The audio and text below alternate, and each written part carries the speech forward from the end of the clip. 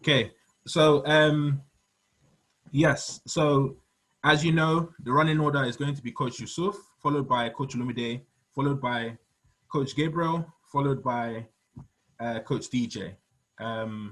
Thank you all for joining us today. Okay.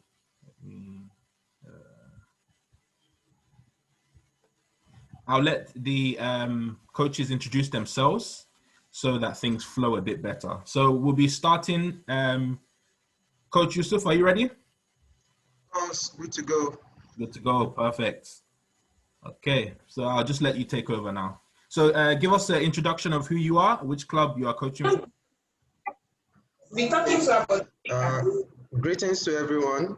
Thank you for joining. My name is Muhammed Yussuf. I've been coaching for about 7 years now. I currently work as head coach with Juventus Academy Nigeria. And here we are. Nice to see you. Okay. If you are ready, I will give you the, okay.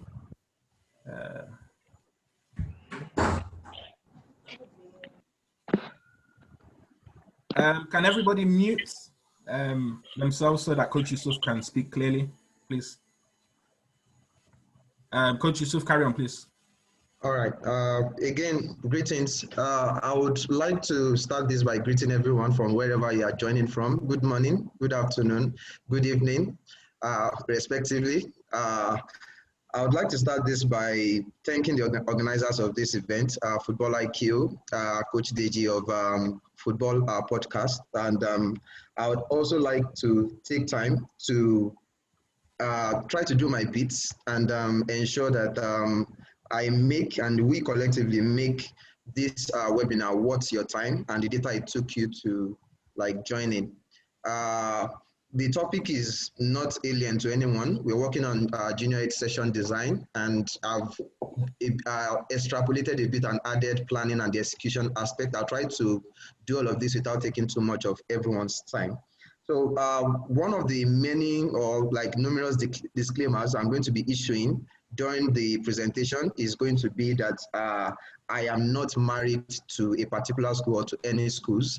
So when I say that, the simple explanation for me saying I'm not married to a school or ideology is basically, the simple explanation for that would be because maybe I'm still single. I'm just kidding. The complete explanation would be to say, I try not to fixate so much on the methods. I try to more or less look at outcomes. So if using 2 or more contrasting ideologies would help me get the desired outcomes, I don't mind blending or combining 2 different ideologies. So let's go straight to it. So this presentation will be split into 2 different parts. The first part will try to discuss the creation and planning aspects, while the other part would discuss briefly the execution aspect of the topic. So let's go to the meat of it. Before we go and proceed further, we need to have an understanding of the subject matter, who we are trying to talk about, who are the junior ages. And for this, I would like one or two members of the audience to please unmute and give an idea of who the junior ages are. I would like contributions at this stage. Thank you.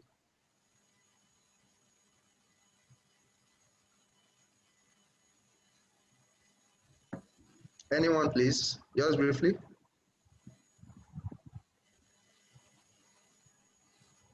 Hello, anyone? If they don't want to unmute, you can write the answer in the chat box, because I know some people don't feel comfortable speaking out.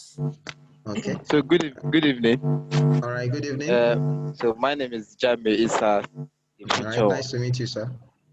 Yeah. Thanks for having us. So when Thank you you, talk you're about welcome. junior ages, I think we are talking about from 8 years to probably 13 years of age. Okay. Depends. Okay. When we are talking about below 8, that means we are looking at little kickers and stuff. So. Okay. Okay. Thank you so much for your contribution, Coach Jamil. I I'm very appreciative for that, and I think we can go progress forward. This information I'm showing on the screen at the moment is courtesy the United Soccer Coaches of America. According to them, the junior ages are ages from 3 to 5, that is group 1. We have group 2 as the 6 to 8-year-olds, and then we have group 3 as the 9 to 11-year-olds. Now, they have these bits, they have actually a lot of descriptions about the ages in these groups, and some of the traits and attributes is what I have put on the screen. Not all encompassing, but at least there's a bit. We can see that for the majority, there is a common denominator in the sense that they have limited attention spans from the 3 to 5-year-olds to the 6 to 8-year-olds, and for the group 3, the 9 to 11-year-olds. We also have the age 3 to 5-year-olds being individualistic and all of that. So basically, my point is, if we have a group which is from age 3 to age 11 or 12 in some cases, if we have them all having this limited attention span, it means that whatever session we are having or we are hoping to engage them with has to have one key component. And most football coaching experts usually say that the only way you can actually learn or teach this group is to make your sessions fun. Now, this might be considered semantics, but I personally prefer the word engaging because fun can be misconstrued. It's also a very common word which has different meanings to different people. Somebody might be having fun doing an activity like a common activity like traffic cones, which is a popular exercise for this category. Some of the kids might actually be having fun with it, while for others, it is not fun. So I prefer to use the word.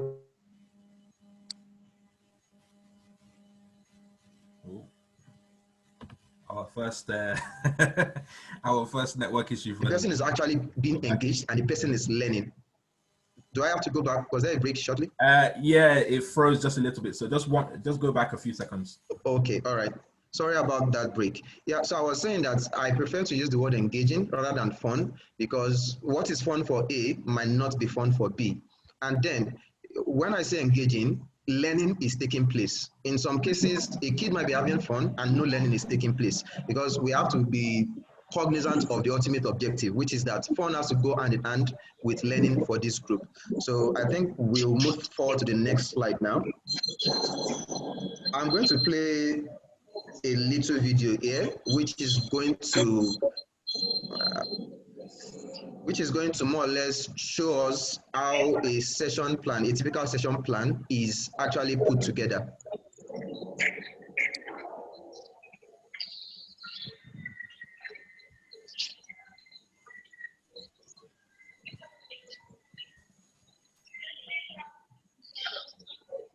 So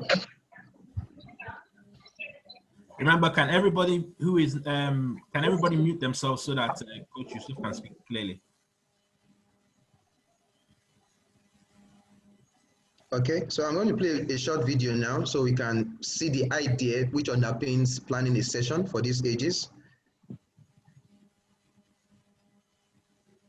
So basically, what this is saying is that the process is holistic.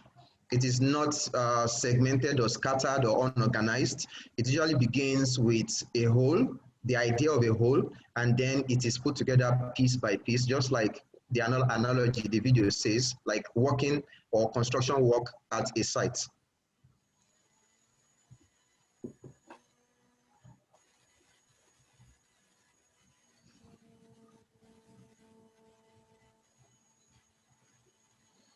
All right, so the screen basically runs up by saying that there is also a sort of training curriculum or training plan from where information about what sessions or what objectives to be worked on is actually extracted from, and from then this actual session is actually planned. So that's what the video basically is showing us. So what we have on our screen at the moment is basically what the training curriculum or training plan I mentioned before is like. This is a sample. So we have, for instance, a week 5 with different objectives. We have a week 6, we have a week 7, and so on and so forth. And then we have on the left side of the screen what objectives is going to be worked on in the game moments of the exercise. We have the technical aspects on the right side as well. We have also the psychosocial content and also the physical content. So this also shows that the process is not just isolated. We are not basically teaching individuals to be better at technical skills while isolating tactical skills or cognitive skills or psychosocial attributes as well. So we go on, and for the basis of this presentation, we would assume that we are selecting or opting to work with week 7. So we are selecting week 7 as a sample of what session we want to, because I want us to walk through this together and actually create a session plan together. So we would imagine that we've gone with week 7, and we are working on progression when it comes to the game moments, situational content, and we are working with passing, dribbling, running with the ball when it comes to the technical attributes. And also we can see the physical content, which is agility, balance, coordination, speed, and strength. So all this information actually can shape and actually make a little bit of difference from week to week and from session to session. So I have a little trivia for everyone who is with us right now. This is a quote, and I would like someone to, maybe 1 or 2 individuals, to please unmute or probably text their responses in the chat as to which individual, which like famous individual made this quote. It's just a little game, and please feel free, there's no wrong answer in this. So it's basically just talking about how reflection kinds of provokes things that dormant learning or dormant information that we don't know that we know, and provokes it and brings it out. The importance of reflection, which is also essential to planning a training session. So do we have anyone who wants to guess? I'm going to give you hints. The person who said this has an M in his initials. And it is not Pelu, by the way. That's just for photo ops. Good evening. Yeah, good evening. My name is Coach Max. Okay. Thank you, Coach Max. I'm going to guess that it's Marcelo Bielsa. Marcelo Bielsa. Okay. Thank you for your response. Unfortunately, you're not right, but thank you for stepping forward. I would need just one more person before I go on to the next slide. Just one more person to... Coach, there's somebody in the chat box. Okay, I can't see what they are saying here. Let me check. Can you please just read it out to me? Thank you. Okay, hold on. One of the coaches said, is it Mourinho? Oh, that's a good response, but it's not Mourinho. Actually, I was just being naughty. That's me. That's my quote, sort of. And I have an M in my initials, so sorry about that. I pranked everyone. Yeah, so what you are looking at currently is a sample of the training or the training design suite that we use at Juventus Academy Nigeria. So what we have there in the upper parts, we're going to use, I believe everyone can see my marker. So what we have at the top of the screen are perfunctory information like coach, assistant coach, athletic coach, and all of that. The important aspects for me are the total session time, the age and category which needs or is being worked on, the goals of the session, which is the objectives, the technical situational match, and then when it comes to the meat, which is the graphics, illustration, the description, the coaching points, and all of that. You can see on the right side of the screen rather, where we have all the components which is used for the illustration.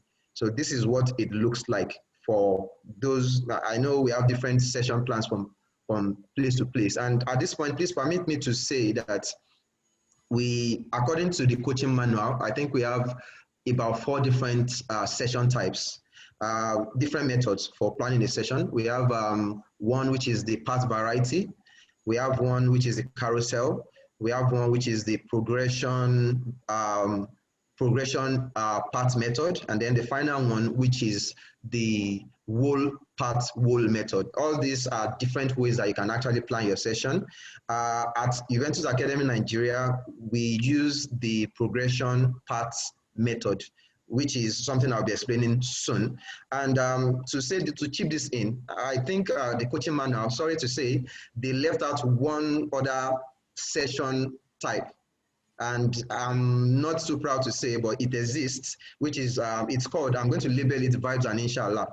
I mean, this is a situation where a coach enters the training ground and whatever is feeling at that moment is what he decides to work with the kids. So that's another one. Maybe it's not valid, but I'm putting it out there for everyone to disagree or agree with. So I'm going to move on to the next slide. I think I've said this already, that training or planning a training session is basically like building a house or a work at a construction site. You usually start bottom up and not top to bottom. So I'm going to emphasize on usually because it's different from time to time. I'm using my own personal experience. Not every time do I start a session plan working from bottom to top. Sometimes when I get some idea, it usually starts from the first exercise and I work it down to the game situation. Not every time do I start from the game situation and then trickle down to maybe the first or the warm-up exercise. So I'm just putting that there for everyone to see. So basically, each session, more than not, should give some certain information. One of the information that has to be there in a session that is being planned is the objective or the goal of the session, which we saw on the sample template I showed earlier. Who, it means the category, and obviously we are talking about the junior ages here, so that is who we are trying to plan a session for now. And then we have where the activity takes place on the pitch. It could be zone 1, which is the defensive half. It could be the midfield area, which is zone 2, and it could be the finishing zone, which is zone 3. It also details or should include where the activity usually occurs in a real game, in an 11-a-side game, whether it's the attacking, defensive, or the transition moment. And then it should also, at the end of the day, explain why the session is actually being utilized at all. All of these help to make for a richer experience and helps to ensure that learning is actually passed on to the kids. So once the session design is completed, it's saved and usually as a PDF file, and then it could also be printed for use on the pitch. So I'm going to assume that we have all gone through the process. Like I mentioned earlier, at Juventus Academy Nigeria, we use the progression parts method. So you can see that the first exercise that we have in this sample training plan, which is for an under 13 category, is an activation game or a warm-up game. So basically it's more games to get them into the exercise, usually focusing on the kind of movements or the exercises that they are going to be doing during the game. So we can see that the session time is 60 minutes. We are in week 7, like we chose earlier. The technical aspect is dribbling. We have in the description of the first warm-up activity that the players are actually going to be dribbling around poles, and then they are going to actually face a lone defender and then attempt to score on goal post. So there's a directional element to the game, just like the real game, where we have two sides trying to score on each other's goals and trying to defend goals as well. So there's that directional element and that game-like situation as well. So these are the other exercises. We have the skill practice or the technical exercise game. This is actually much more intensive, and this actually has some sort of opposition, whether passive or sometimes active. The situational exercise is much more game-like, albeit with some conditions, so that it is not actually like an 11-a-side or a 7-a-side game. Also, it has the directional element I mentioned earlier, attacking from one side to the other, defending one goal, attacking the other, and all of that. So these are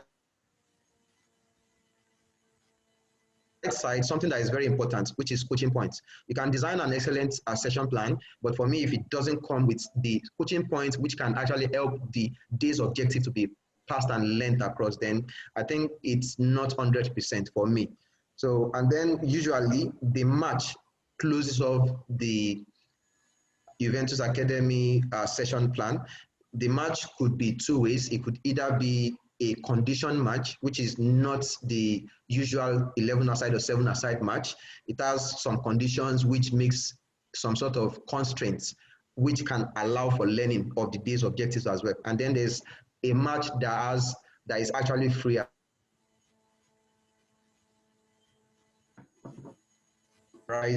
Planning, essential plan, the process, and all of that. So I'm going to run quickly through the execution aspect.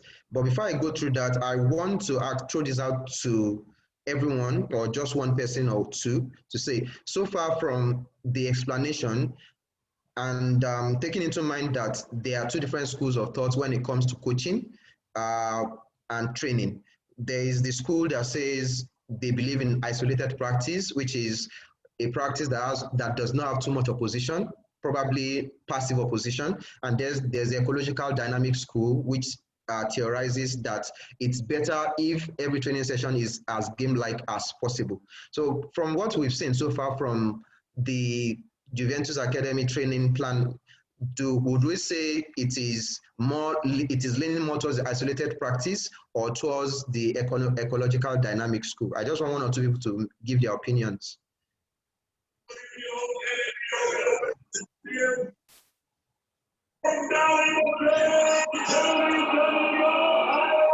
All right. Okay. Hello. Yeah, I can hear you clearly. Thank you. Yeah. So thanks for your contribution so far. So with what I could say, I mean, from my understanding of it, I think it's kind of like in the middle.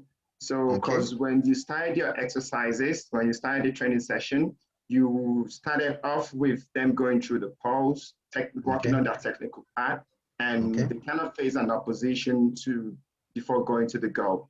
So for me, you know, maybe the first part of the session was almost like no defender, no pressure.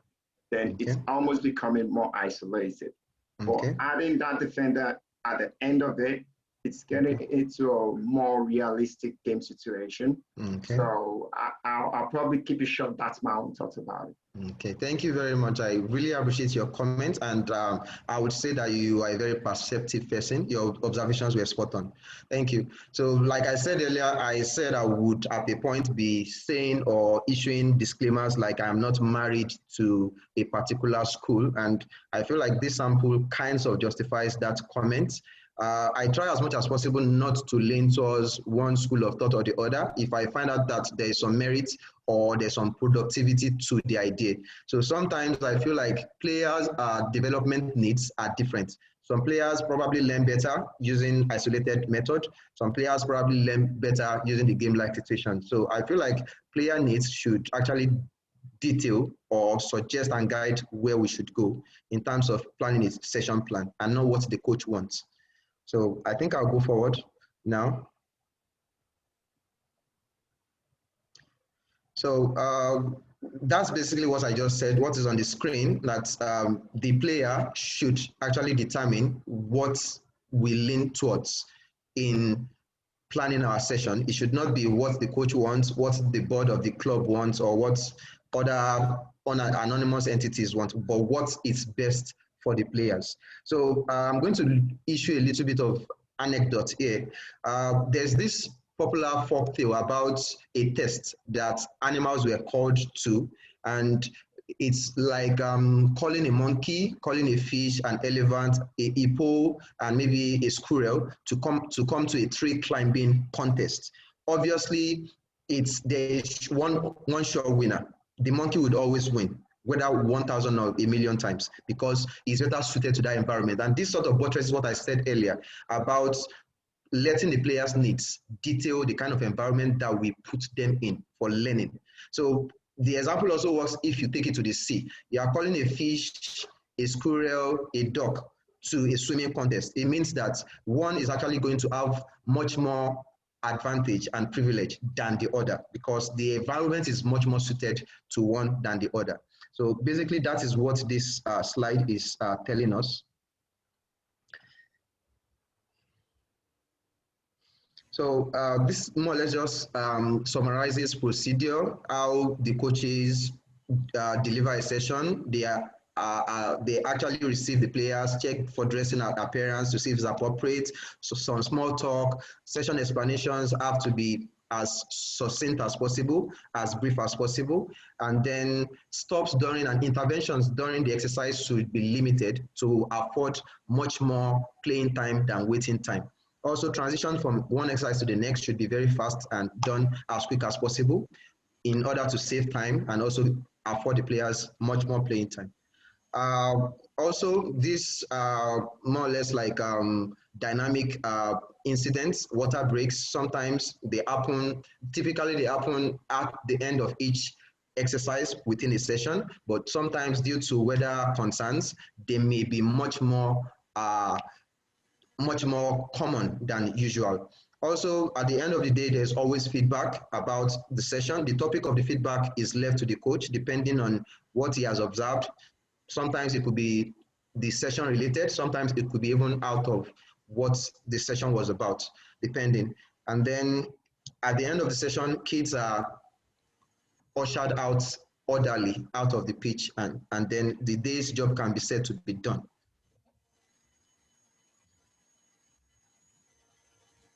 So we'll move to the next slide now, and then we'll probably take questions after that, because I think I've summarized. Sorry, yes?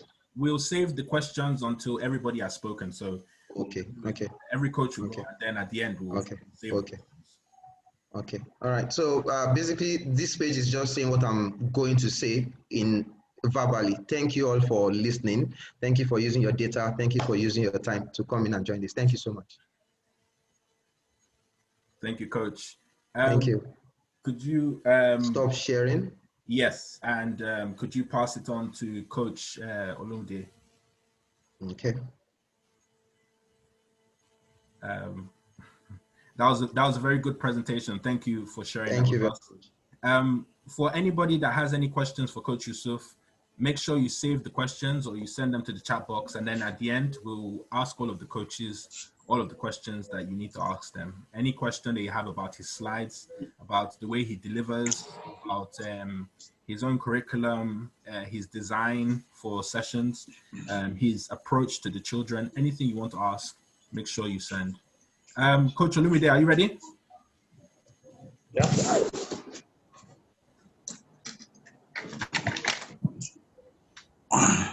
Remember, can everybody mute so that Coach Olumide can be heard clearly?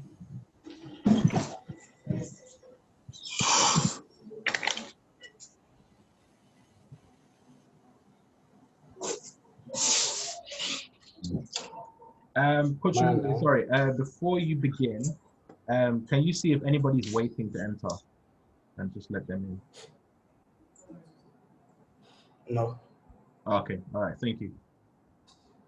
All right, okay, you can start.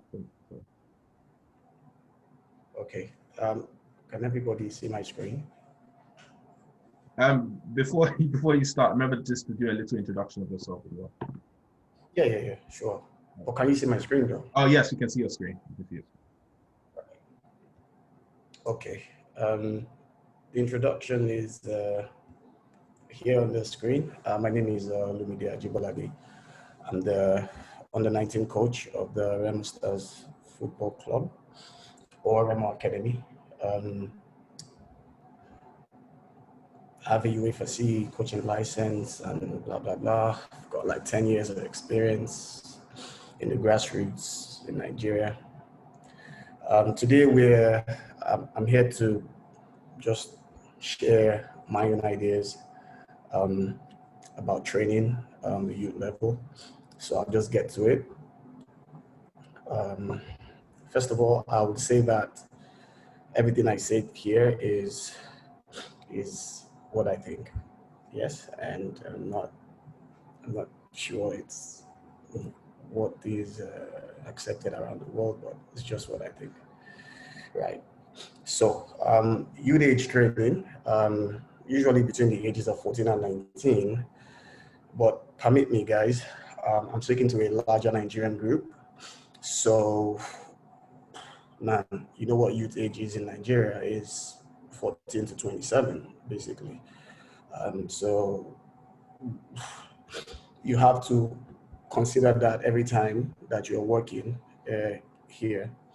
The assumption is that at youth age level, that the players should have gone through junior training and arrive at this stage with some base understanding, assuming that Coach Yussuf was their coach when they were little.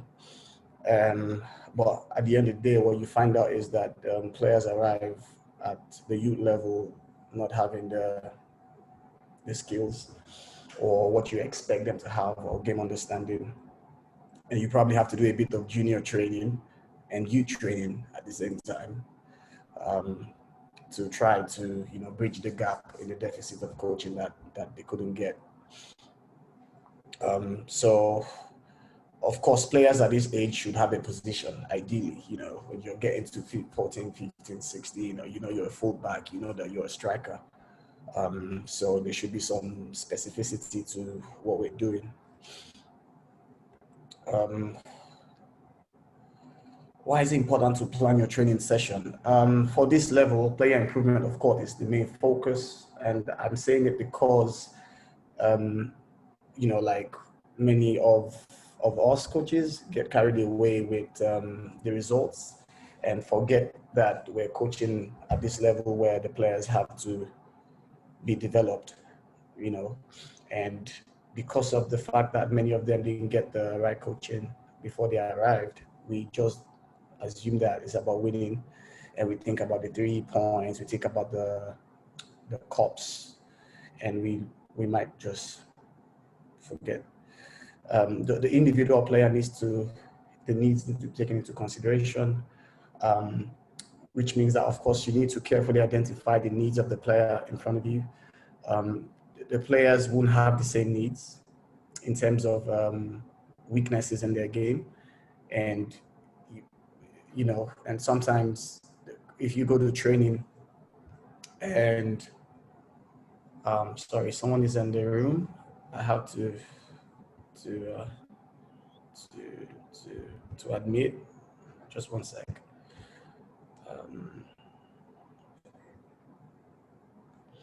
One sec. Yeah, okay. So, so the players, of course, we have to look at where the player is lacking, and okay, he's not good, his first touch is not good, or he doesn't, under pressure, he's not making the best decision in possession. You might have a couple of players that fall into this category of weakness. They have needs, they can be grouped, and you can work on this. And then there are also players that have contrasting needs. For example, you can have players that, for example, you have a group of maybe your attacking players are not good in the one.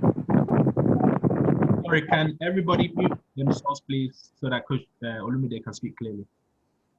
Thank you. Can I continue? Yes. Okay, good. So, someone else wants to come in? Oh. Right. So you have to also know the individuals. As I said, measure, identify the areas of weaknesses, and compare to parameters for competence. And when I say compare to parameters for competence, for example, you know what your, should I say, a DM is, and a defensive midfielder, the attributes that they must possess. And you have to look at these players and how they're coming up as regards this in comparison to this, and be able to know what areas you need to develop, because you need to be specific at this stage. Because of course, this is where the player gets expertise in that position. Understand and embrace the uniqueness of your coaching ecosystem. Like I explained, the Nigerian ecosystem. I'll try to not just say stuff that is, should I say, European standard XYZ, because we are in Nigeria, and it's important that the coaches take away from here stuff that they can work with tomorrow, Monday at the training ground, not just what, I think is the best globally. So the age group, as I said, is going to differ. In Nigeria, you have in the same team 17, 16-year-olds and 24-year-olds.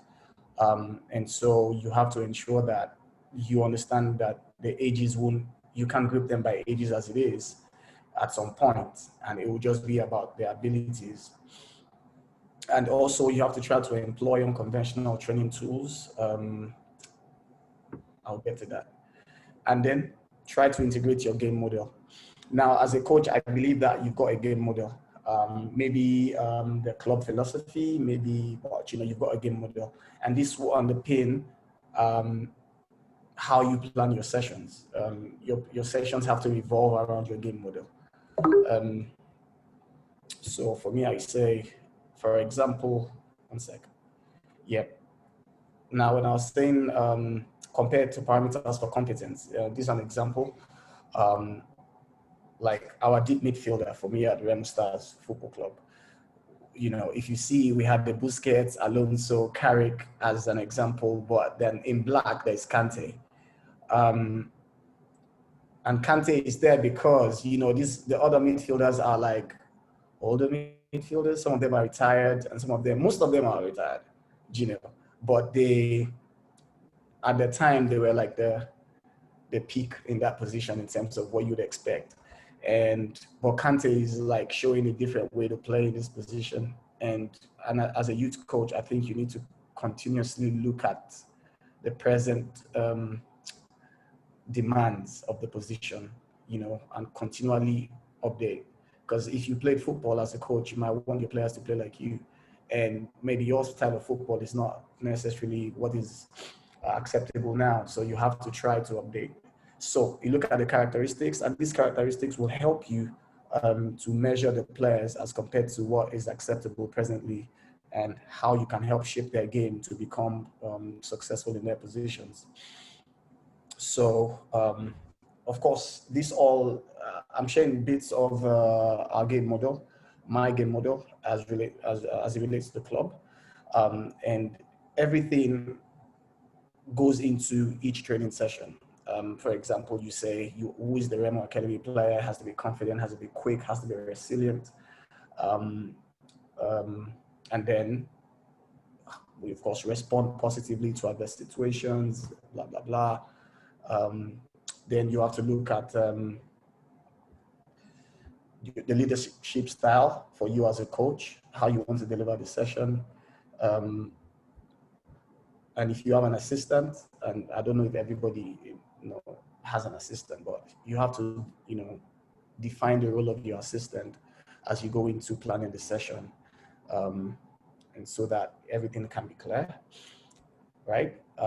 Your game model, as I said, underpins what the session will be about, in which phase of the field is the session about, in which areas are you working on. So for example, if you say, if you have in your game model that, okay, in possession, we want to relieve pressure and counter attack, we want to look for a safe pass, we want to have forward movements to counter attack, X, Y, Z. When you have a session, your session must try to be a reflection of your game model, right? And so it's important that the coach continuously reminds himself before the session of what their game model is, so he doesn't betray that as it is. So,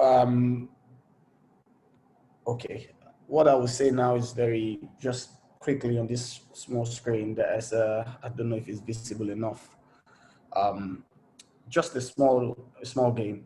Now, for me, this is a position-specific training session, and I'll just explain it a bit. And it's just a small rondo, maybe 15 by 15 yards, with 6 players and 4 goals. And these goals are like 10 meters behind each area of the box. And if you play 4v2 inside, and these guys are trying to pass the ball around, trying to keep the ball away from the guys that are pressing, and the guys that are pressing, when they win the ball or recover the ball, they need to attack one defender towards the goal. Now, for me, what is specific about this? If, for example, I'm thinking that I want the back four, a group of defenders, to be comfortable in possession, to try to keep the ball under pressure, and these are the guys I want. So I bring these guys to this session to work individually on keeping the ball. And then I look at the contrasting players. I'm saying that I have two attacking players that I think are not pressing well, and when they press well, they don't show enough industry to try to attack the possible free space. Now, I have brought contrasting players according to what I've seen before, and I brought them in a session, yes? And I create a session for them, and I say, you know what, defenders, I want you to keep the ball. I work on your angle of support, X, Y, Z, your body shape to receive, okay, good.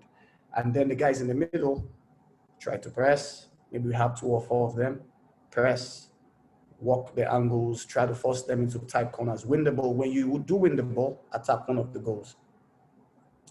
And this, I can use this session as simple as it is to coach multiple areas of the game in the individual game, defending 2 against 1, attacking 2 against 1. I can ensure there's an recovering player. Maybe they're attacking number 3. I can say that number 7 should recover, so which means a 2 against 1 that turns to a 2 against 2 in seconds, and it means that the attacking players have to end the situation as quickly as possible. Different things like that the coach can work with to improve the individual or a small group that he has identified have similar weaknesses. This, for example, is a session that, of course, is maybe game related, but not entirely the complete space, but game related because it involves 10 players, 11 players. And as you can see, there's a box, which is like a 30 by 30 box in front, 18 yards away from goal here. And the game always starts in the smaller box inside. Yes, and as you can see, the positions of the players. So there's a back 4 and a DM, keeping the ball inside here with 2 attackers trying to press. If they play a couple of passes, let's say 5, 6 passes, they can progress to the number 8, number 10, and move to the attacking phase to score. Now, this is connecting the actions of the possession game to a bigger game. If the guys in blue win the ball, they can exploit the space behind, because at this moment, the defensive team is compact inside, carrying to keep the ball. And if we win the ball, we can go outside from number 7, number 11, we can overlap with number 2 and number 3 and try to score. This session involves all the positions, but however, it is specific in the restart is specific on how we want to play in these areas. So we start always in the mini box and go bigger. Right. Okay, so the sessions, for me, if you go back a bit to the game model, you would see how this session was developed. Because I'm thinking that, yes, in possession, I want us to look for a safe pass. And I'm saying that if these guys recover possession in this phase, I want them to try to look for the safe pass, which is maybe number 10, number 7, 11, if they can. And if these guys have the ball, we're saying, okay, we want to try to exploit the gaps. Okay, where is the gap? If number 7 has the ball, there will, of course, there will be recovering defenders, but that is the gap and we have to exploit. It's important that we don't lose sight of the game model, and we don't lose sight of the individual as we're chasing the game model. So it's a balance that the coach must have to identify the individual, what he needs to improve as it relates to the game, and in planning the sessions. And of course, if you look at, or if you try and follow me to remember, when we coach, or when we learn how to coach as coaches, they say to us, you have to focus on one topic in the training. You have to focus on one topic in the training. You have to focus on defending and make sure that your coaching points are in defending. It is difficult to do that, because in as much as you want to focus, sometimes you have a mixed group and you have players with different needs. And sometimes you need to try as much as possible not to coach everything, If you have assistants, you can delegate your assistants to coach and the contrasting players. And sometimes you have to create a time in your session where, for example, for 10 minutes, I'm working on the defensive team. And for the next 5 minutes, I'm working on the team in possession, right? Because the players that we coach in Nigeria are not necessarily, I'll say they don't necessarily have the time. And when I say they don't necessarily have the time, I mean that if we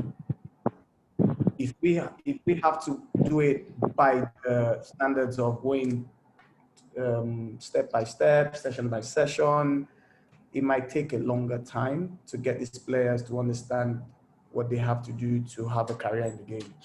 So sometimes it's important to have a bridge to ensure that we can pass the message as quickly as possible because of our unique situation in Nigeria or Africa, depending.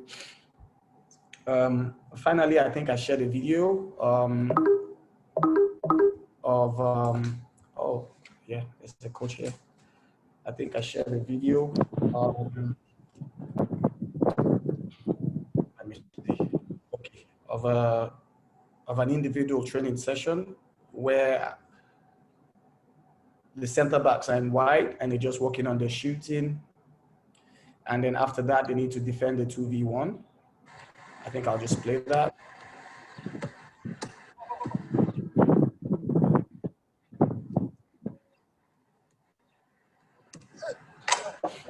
Right.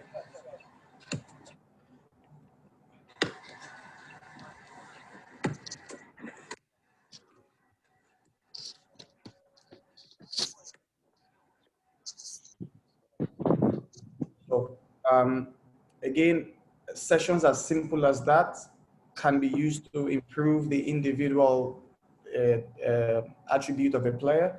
And of course, maybe a group action like 2v1s or to improve the constellation between players that you think, okay, can work together, but also can also be used to identify the weaknesses in the players that, you know, when you're trying to identify the weaknesses, such drills can be used to identify these weaknesses. Finally, I said that there's some unconventional things that you can have in training, especially at the youth level. And for me, for example, we have the traditional sports. The traditional sports in Nigeria, like Yoruba call it maybe Gidigbo, where two people fight each other, not really fight, but get their backs on the ground. And I do that a lot at warm-up because I've discovered that it's like, you know, it builds resilience, you know, in the individual. Just to make sure that, to try that you're not put on the ground, and that resilience can be transferred to the game. If you get the message right to the players, they can transfer that action to the game. Of course, we do a lot of dancing in training, in my training, and this is just to make sure that there's a bit of a social connect, you know, and sometimes even is before training, and to make sure that there's no tension, the players are relaxed in the environment. And of course, you have to have a tribal language in the training, you know, language as regards, you know, the words that the players can identify with, you know, like, you know, jam the guy, you know, jam the weary, things like that, that connects to the group, you know, and that they can all connect to, you know, and this has to be reinforced in the training every time. So in conclusion, I think my time is up. For our youth level, just ensure that the environment teaches more than merely the principles of play. The traits that are characteristic to elite players must be encouraged, you know, such as expressing their unique identity, embracing playfulness. They should be good in success, good under pressure, good in difficult times, and desperately seek success, even in the small-sided games and everything. Yes, so that's the end of my presentation. Coach Olumide, thank you for that. That was very insightful. Thank you for sharing Academy. Remember, if you have any questions, save it until the end. and then we'll be able to ask all of the coaches individually any questions that you have. Coach Gabriel, are you ready? Yes, boss, I'm ready. Okay, you have the floor. Okay, greetings everyone from wherever you're listening. My name is Ezenwa Gabriel. I'm a football coach with Stars Builders Academy, CAF licensed. I've been in the league for quite some time, say over 7 seasons. Now coaching an academy of the state in Nigeria. Today we'll be talking about session planning for seniors. When we mean seniors now, we mean the players who are playing at the highest level. Thanks a lot to my colleagues who have done justice to session planning for the juniors and the youth. And I think that there are just some very clear differences that we must identify for us to progress. Apologies, because of technical issues, we will not be able to present slides, but I think that we'll be able to do justice to this topic. So let's just listen and interact. Now, session planning for seniors. First of all, the difference between seniors and the other stages that we addressed this evening is performance. Because at the level of the seniors, there's one thing that is peculiar, and that is competition. So when there is competition, performance has to be optimum on every match day. And what it implies is that every training session is geared towards ensuring that the team gets results on the next match day. It is geared towards ensuring that the team is performing optimally on the next match day. So I'm going to identify certain reference points that a coach must look into while planning a training session for seniors. These things are not sacrosanct, but I think that these things are very key things that we have to touch. First, of course, every training session needs to have an objective or a group of objectives. But before you set your objectives, there are factors that you have to consider. There are things that we must look into. The session plan is not what you can work on in isolation. You have to consider first the period of the season that you are in. You have to consider whether you are in the preseason or the in-season. Because of course, what you do in preseason is slightly different from what you do in the in-season. In the preseason, for example, beginning of the preseason, intensity is usually low, volume is usually high, and duration as well. So you cannot have the same intensity for early preseason with the same intensity for in-season, because you have to try to manage these parameters to ensure that performance comes out great. Now, another very key factor that we must be able to describe before we progress is the microcycle, which is like the weekly work. The time of the week determines a lot what your training session for the week looks like. For example, today is Sunday. If today is a match day, tomorrow is either supposed to be a day for rest or recovery, or a day where you have to travel back to base. So if tomorrow is supposed to be for recovery, it means that the focus is on making sure that you plan a recovery training that will help the guys to recover properly for the game, from the game, especially psychologically, because if they recover psychologically and mentally.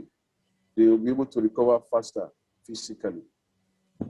So, if for instance, you have to plan for recovery session and then you have to include some low intensity jogging and some rondos and some fun games that will, or maybe a foot volley game that will help them to recover. That is totally different from what you would see in the middle of the week. Because in the middle of the week, you are now beginning to do things that are more specific to the next game. So session plans are not exactly the same all day in terms of what they look like. You have to consider the time of the week. Secondly, in the microcycle, you have to be able to look at the game that has just been played and project to the next game. Projecting to the next game means that you have to be able to balance workloads properly.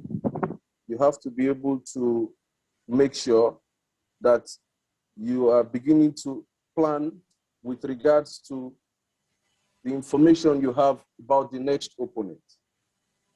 So at different times in the week, you have different things that you're working on. Now, one major point that we must look into, but this is not applicable to everybody, is methodology. Different coaches have their different methodologies or set of methodologies that they apply. And for me personally, I'm not tied to a particular methodology. I apply my methodologies based on what I want to achieve. But for the coach, if like in Nigeria, where one very common methodology, of course, is the analytical, the traditional one, where the different game components are trained in isolation. Where, for instance, you hear some coaches say today is Monday, today is for physical training and trying to build the physiological aspects of the players. So if you consider methodology that you want to apply, another coach may want to say, okay, I want to apply the integrated, where I will need to focus on bringing together all the factors, all the game components together in one, and then making sure that I train them together, but with one of them being focused on more, with one of them being more obvious. For instance, you want to focus on the tactical aspect in the middle of the week or the day after recovery, and so on. So it all depends on the methodology the coach wants to apply, and that has to be stated, of course, in the training plan. But one very key point in all this is the game model. Coaches, of course, the game model is a collection of different ideas that explains how the team should be able to play, that describes what game idea the coach wants the team to execute. So trying as much as possible to make sure that the game model is being executed properly, that the training session is an extract of the game ideas in the model, is very key to planning sessions for the players, so that you do not contrast your ideas, so that you do not confuse the players by bringing too many contrasting ideas that will not help them to perform optimally. Now, having talked about the methodology and the game model, it's important that we look at the workload distribution. If after a match day on Monday, the next day is a rest day, for instance, and by Tuesday, you begin to work on correcting some of the things that you saw in the game that you think the team can improve on. And by Wednesday, you begin to work on specific things you want to see in the next game, focusing on sub-principles of those, and then you put them together on larger principles on Thursday and on Friday.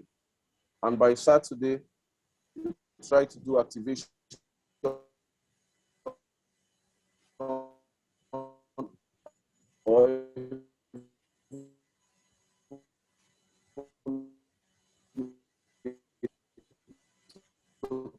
rest, depending the day that's your, and you decide to say you want to have physical, technical as the game components that you want to work on, or physical, tactical. If, for instance, the team had too many bad passes in the game or too many bad first touch, and then you want to try to improve on that because you feel like those are the things that counted against the team in the last match day on Sunday. And on Tuesday, which is the first training session, you're working on the physical aspect, and then you're working on technical aspect in reference to your game idea. In reference to your game idea.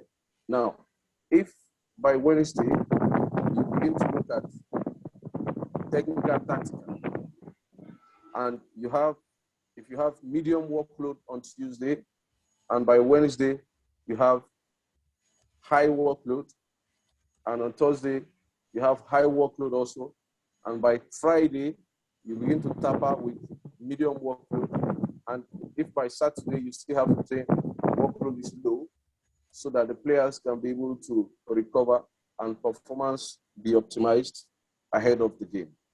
So you have to always look at your training sessions holistically by properly planning your microcycle and then extracting your sessions from the microcycle so that you ensure that the team performs optimally on match day. If the training sessions in this level is planned in isolation, it could affect the total outcome of the match by the weekend or by whatever time. So training sessions are always targeted towards making sure that the team competes very well and gets results. Now, next opponent. If you have been able to do analysis of the opponent, get very vital information about how the opponent plays and what tactics you think you can apply, your strategies. All these things will help you determine the choice of exercises. It will help you determine your coaching points. It will help you determine the information that you're passing to the players in training. Because if you do not plan with the next opponent or with the information you have gotten for the next opponent, it means that the team is not being prepared specifically for a certain way of playing. However, it is always good to plan your sessions to keep the players to first of all understand your game model, and then you adjust your tactics accordingly from what you get from the opponent. So training sessions have to be considerate of the next opponent. If, for instance, you have an opponent that keeps a very high line with very, very poor footworks in their recovery, with a lot of spaces in between defenders for you to play through balls behind and counter-attack, they find it hard to turn defensive situations to, attacking situations to defense. It is proper that the coach may also, okay, fine, he wants to work on counter-attacks, and counter-attack may be a key objective for the week. So you begin to work on some principles of counter-attacks, probably from Tuesday or from Wednesday. It all depends on how the microcycle is structured. So if, for instance, you may begin to say you want to work on first winning the ball. So the coach has to determine where he wants to win the ball in relation to the opponent. If you want to win the ball on the side, if you want to win the ball high, if you want to win the ball in the middle zone, in relation to the opponent, he has to determine where he wants to win the ball and begin to work on some of those basic principles of counter-attacking, the first pass, the speed of support, the number of touches, finding space, and all that. So all these sub-principles put together, and then you begin to grow into more global principles. And then you put them together on Friday to be able to shape up exactly how you want the team to execute in that regard. Considering also how it applies to your game model. However, I must make this point very clear. At this level, at the senior level, football is a little bit more flexible in terms of planning, because you have to consider first the competition. You have to also consider the players available. You have to consider, of course, the opponent, and you also have to consider your approach to the game. So in planning, one has to be more flexible to be able to accommodate the current situation. Because if a team is hit by injuries and they cannot exactly play the same system they usually play, or they cannot exactly execute their game model exactly the way it has been done, there may be need for switches accordingly to be able to suit the particular kind of players that are available for the next game. So the next point now is the type of exercise. Of course, a coach has to be very careful in selecting the type of exercise at any level, including this level, because the type of exercise, this I think is one of the most difficult aspects of the planning, exercise selection. If the coach is able to perfectly select exercises that are suited to his objectives and are adaptable to the kind of players that he has, and that will help him achieve his objective perfectly, that is the perfect set of exercises for a session plan. Okay?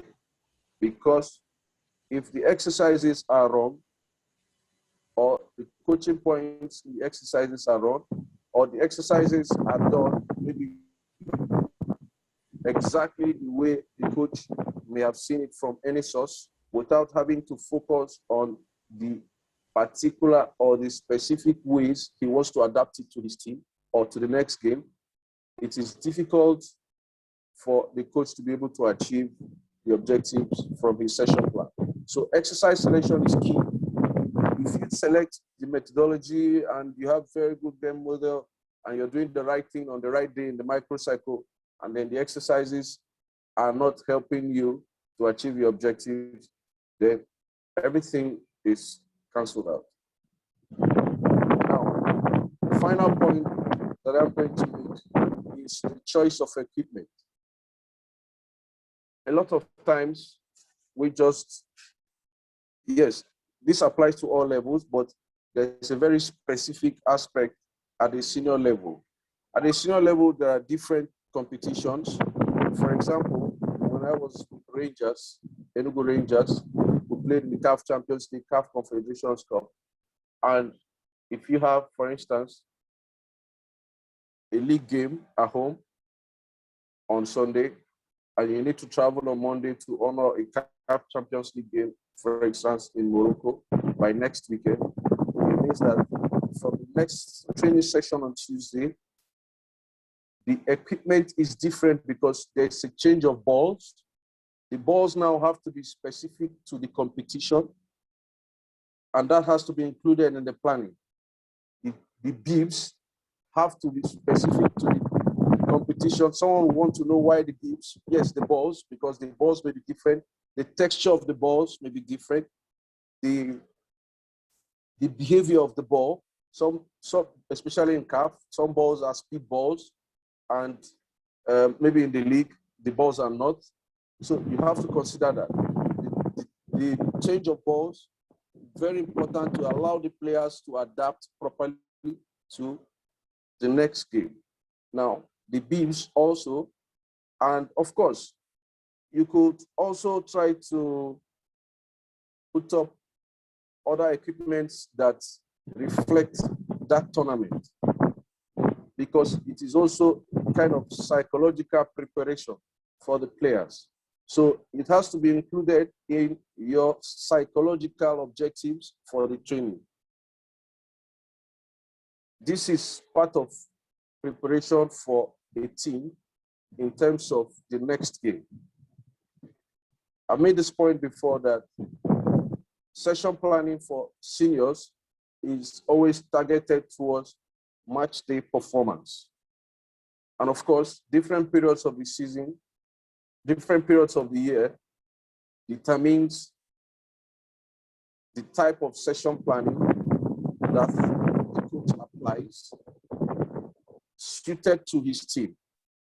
If, for instance, you're in preseason, everyone knows that in preseason, training is usually more demanding, and you're trying to get the guys more prepared physically, yes, and get the guys to adapt to the game model, and of course to improve technically and all. But you have to be able to specify the theme of your training, because from whatever angle you want to see, one aspect of the game component will be more obvious than the other. For instance, the physical aspect may be more obvious than the technical, or the tactical aspect may be more obvious than the technical or the physical. It could be a combination of two, but one is always more obvious than the others, or than the other. It is always key that you pick out these small details. Now, one last thing before I end my session this evening, at the level of planning for the seniors, the coach must always consider the psychological level of the team at that particular point in time, because it is vital. If a team is, for instance, fatigued from a long journey and stressed from results and so on, it is not always easy to get them to perform optimally in training. So the coach has to try to include setting, let me use the word of the first speaker, setting engaging games to be able to lift the spirit of the team and to be able to help learning in the subsequent stages of the training. If not, it is difficult to get results. Sometimes I come to training and then the players are not feeling all right. They're all dull and still not recovered from the last results and so on. And you just include, for instance, a rondo game, low intensity rondo game, rondo exercise in your training session, which is originally not part of the plan, but because you want to be flexible and you want to be able to raise the spirit of the players, to help them learn the things you want them to achieve for that day. It is always important to adapt to the psychological situation of the team at this level. Because if the guys are not ready psychologically, it is difficult for you to achieve your objectives. Deji?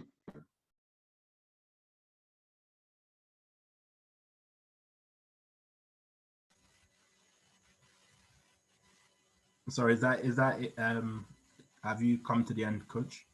Yes, thank you very much. All right. Thank you for sharing, Coach Gabriel. We appreciate the insight that you shared with us. We appreciate your contribution today.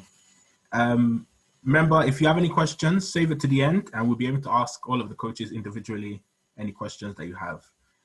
Additionally, so that you don't forget your questions, maybe you can send them to the chat box and we can read them. And last but not least, Coach DJ, are you ready to go? Yes, I'm ready. Thank you. All right. So can I share my screen now? Yes, you can. Oh,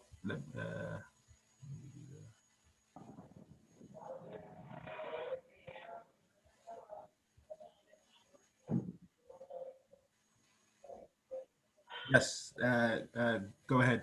Remember, everyone, can you mute until so that the coach can speak clearly?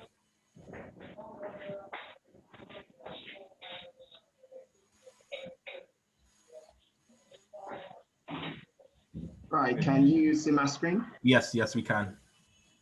Okay.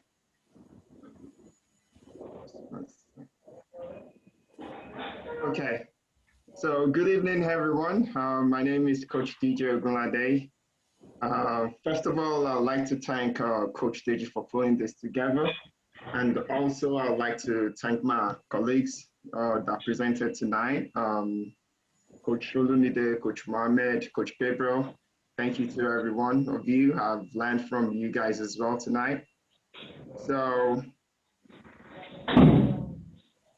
just a quick introduction about myself. My name is Coach DJ. I work at the New York Red Bulls as a senior youth development coach.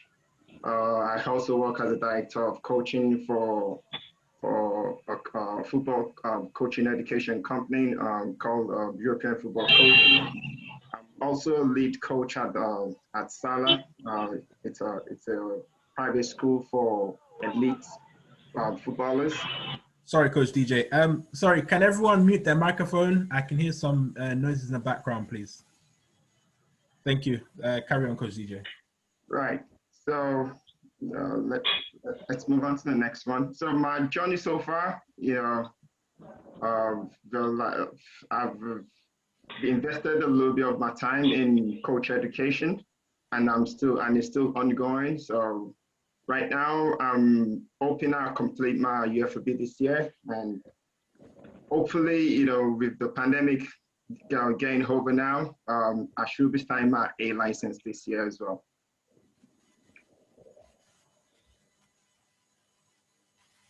So for today's task, I'm just going to talk about it briefly and show us a couple of things of how I actually use sports session planner to plan my session. So it's a platform that I've been using for quite a number of years now. So for me, the most important part of the planning comes from the training objectives, which my colleagues have mentioned earlier. So whenever I'm looking to plan the session, my starting points are like my objectives of the session. Couple of tips. So the tips that I actually look at when I'm looking to plan the session, which some of my colleagues have talked about earlier. So it starts from the philosophy. So my coaching philosophy is always to create an environment where players have opportunities to learn. They are being challenged, and they have a little bit of fun with it as well. So I kind of link towards the progressive methodology, which Coach Muhammed briefly spoke about, similar to what they do at Juventus Academy. We do almost similar stuff at Red Bulls Academy as well. So some of the things that I try to do in the session are like creating sessions that are full of decision making. They look like a game, they are game-like, and they have a lot of repetitions.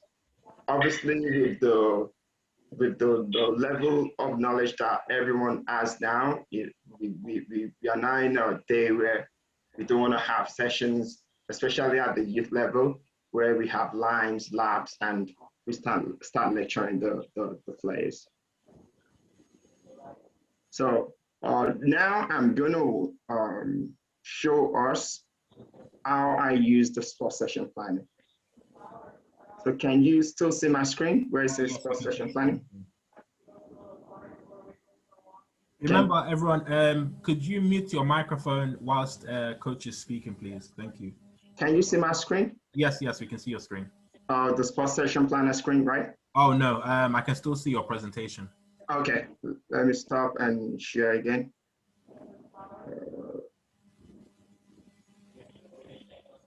Can you see my screen now? Yes, we can see it now. Okay, so this is the platform that we use at Red Bulls.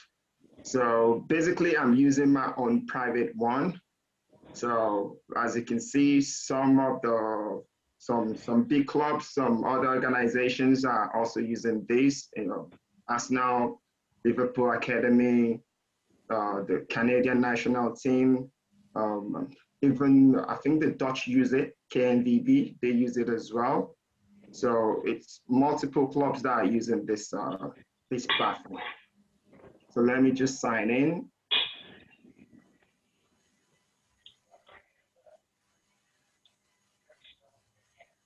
Okay, so for the sports session planner, it's just one of the many that you could use out there. You're gonna, once you log in, you're gonna see a couple of tabs at the top. So you can see create session, create a match, my sessions, club sessions, curriculum library, session library, and contact. The one that's the most important one that I actually use almost every day is my session. So I'm gonna like click into it and just get into it straight away. So when you click into my sessions, it's gonna show all the sessions you've done in the past. So it's gonna show all the sessions that you've created, that you've saved. Some of the sessions, I save them as private, some are public. So like the public one, I'll be able to share it with other coaches. The private ones, no one will be able to see it online. So another tab that I click a lot is create session.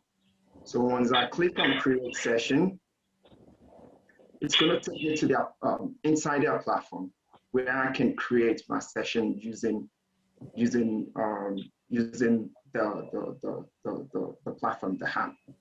So basically, on the left side of my screen, how I'm facing my screen, you can see the players. So they are kind of like a little bit different. Like here it shows running, here it's a throwing, here it's striking. So they have these little ones, like a different one, passing, bowling, shooting, you know, all kind of stuff, you know, for the players. Here it also has the goalkeeper.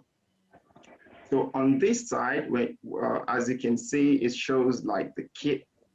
So it shows also like the second kit, and also you can still use it to customize the jersey colors. You can always do that as well. So the first thing that I normally do if I want to start a session, if I want to start create a session, is first and foremost I click on this and put title. So let's say I'm working on passing and receiving.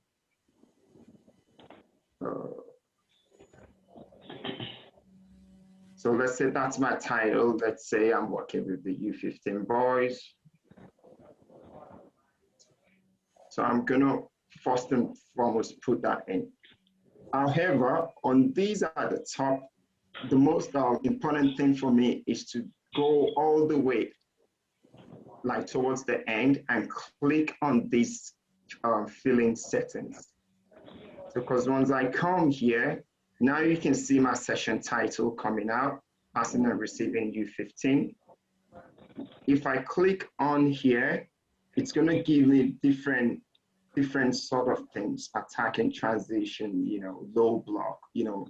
So if I'm working with the older players, like maybe a U19, and we want to do like a functional practice or phase of play practice, I can come here and select.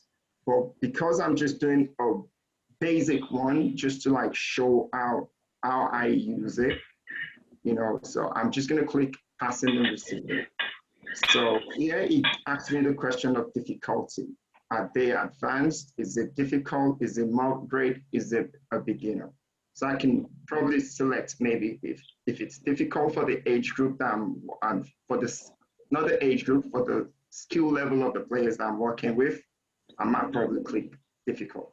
If it's moderate, I'll probably click moderate. If I think it's going to challenge them a lot, maybe I'll click advanced. So that doesn't really matter. So, but once I click one of it, now here I can start with my session objectives. So here maybe I'll put like session objectives. So I won't put everything, but I'll just probably put one or two. Maybe my first objective is to work on improving on our passing and receiving.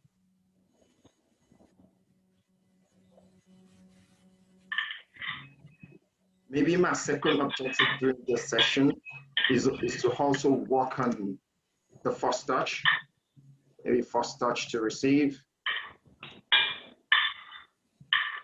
So once I put the session objectives here, you know, also my session objective could, if I was working on like, let's say a more complex topic, maybe that's functional practice or phase of play, I can start with my W's, like my 5 W's. So my session, my objective could also be that, like 5 W's, the what, the where, the why, and all that stuff. I can put it there and probably put a little bit of details into it. So once I fill here, then if I click back on that icon, session planner icon, it brings me back here. So on the right tab of my screen, you can see that it has like the different pitch angles. So like if I want to do something that is like full field, I can select this and use it on full field. If I want to do something that is basically maybe a little bit just half of the field that I'm using, or just a little bit over half of the field, I'll probably select that. If I want to do something maybe in the final third, I'll probably use this as well. And you know, if I want the screen to be to show in this way, in an horizontal in an horizontal shape, I can probably select that. So on the right side, you have different things. So normally for me, I plan all my sessions from the scratch. Like all the sessions that I do, they are from the scratch. So I do normally like selecting this field because it's open. I can change the plan of the pitch. So I can click that to change. So, but preferably I like using the one with squares because it makes my session, it makes the arrangement of the equipment much more easier. So the first thing I need to do is to click on this tab, and click rename. So maybe this is my technical warm-up. So I'll just put, I'll put it on right there, that's there. Then if maybe through my session structure, I'm doing technical warm-up, maybe it's a skill practice. So let's put skill practice. Maybe the next phase of the session, maybe it's a condition game. So I can rename that as well, condition game. Maybe the final part of the session is just the game. So I'll rename that just to game. So maybe that's when they play the game. So obviously I'll have to put a lot of things into consideration, like the skill level, the age, you know, the age of the players, the numbers of the players. So over here, it's the equipment side. So if I click on the equipment side, I can see all my equipment on this side. And these are the equipment that I'll be using for the session. So I'll probably just show how I'm going to be dragging a couple of the equipment onto the field to create one. And on this side, if I click this tab, it's going to show me the lines. So like the movement line, the custom movement, the pass, the custom pass, you know, the arrow for the dribble, and the pitch line as well. So, but for me, whenever I'm trying to like plan it out, I do use this a lot. So if I'm trying to create a session like this, I'll probably use this, you know, just to make it nice and clear without using too many columns. So once I click on that, once I click on it, it's already setting up. So the next thing that normally probably now I'll start doing is I'll start adding the players. So with the players, maybe let me just drag a couple in. Let me try and zoom in so that it's gonna be a little bit. One sec, okay. So I can start dragging the players in. So with the players, I can look to rotate by clicking one of any of these icons. So, and I can clone the players right away without having to keep dragging back and forth if I need more of the same type of player. So let's say he is passing, I can drag him in. For the equipment, I can go in and select my balls and drag, put in my ball. So let's say I need a goal. I can drag my goal in and rotate it and put it in. So that's how I just like, in short, that's how I get all the icons and bring them on the field.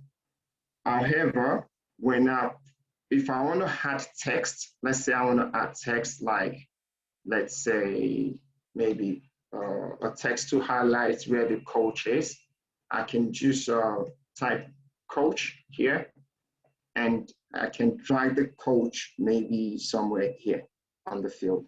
So maybe that shows where the coach must will be standing, or the coaching position during the session. And like here, so I think I mentioned something earlier like that. So let's say like I want to change the color of this of the team to like white. So I just need to come and click on the player here, click white, click OK. The color is going to change to white. So if I click again, click white, click OK, the shot is going to change to white. Then if I click white, click OK, then the socks change to white. So I can use that to like change the, oh, sorry, I chose the wrong color. So I can use that to change the that player, all the players, instead of them putting on red, then I'll change them to white. So they are now all in white. So basically, it's easy to pick and just drag and put them on. So the first thing now is let me go back to my warm up. So maybe for the warm up, maybe the first thing that I just want to put is organization. So how do I want to organize the session? So I do go for setup as shown a lot. So like that's when I start putting in my detail, like setup as shown.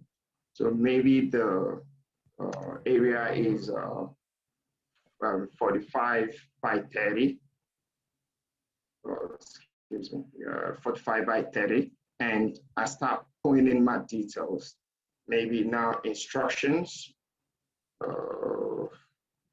So these are the instructions that I'll probably give to the players during the sessions, like how the activity is going to be run, then my coaching points and all that type of stuff.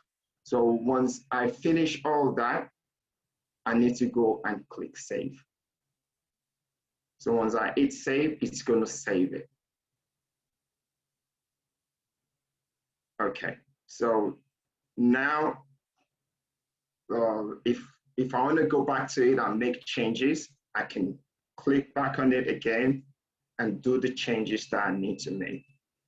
So now I can see, we can see description, session objectives, technical warm-up, skill practice. So I can now put all the, if I need to change things, I can go back in, click on edit. So once I click edit, it takes me back into the session platform itself. Then I can start changing stuff as well. Like, okay, player A passes to player B, blah, blah, blah, and I can go from there. So once I finish again, I just need to hit the button save.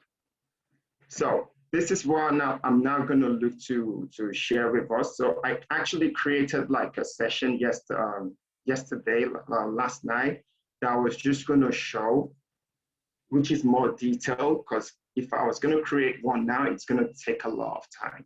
I mean, like, it's going to take a little bit of time for me to create it. So like with this session, so this was the session itself. So the advantages of using the sports session plan is once I create my session, I can share my session. So like this, if I copy this link, I'll share, like I can just paste it, and everyone else that clicks on it, they'll be able to see this session.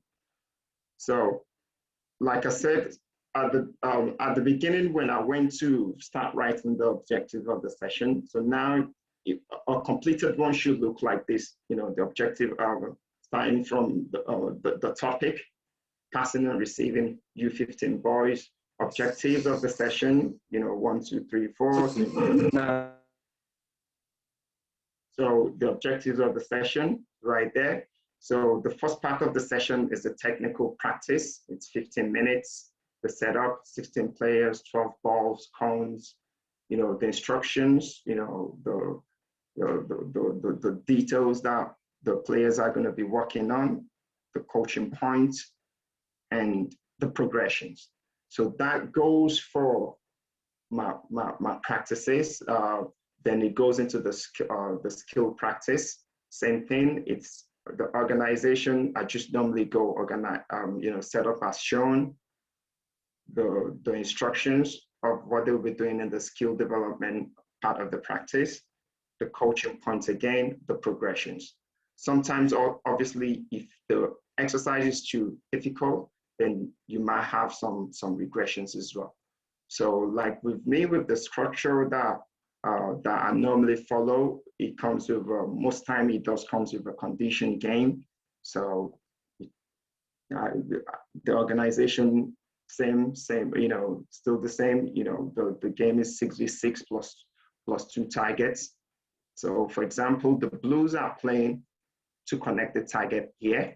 Once they play to the target, it's a point, and they have to play to the next target to get a point. The Reds, they'll probably look to defend, win the ball, they connect their target. When the target wins the ball again, they go back to they look to play to the next target.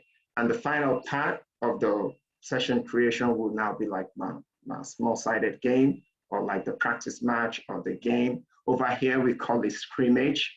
So this will be my scrimmage.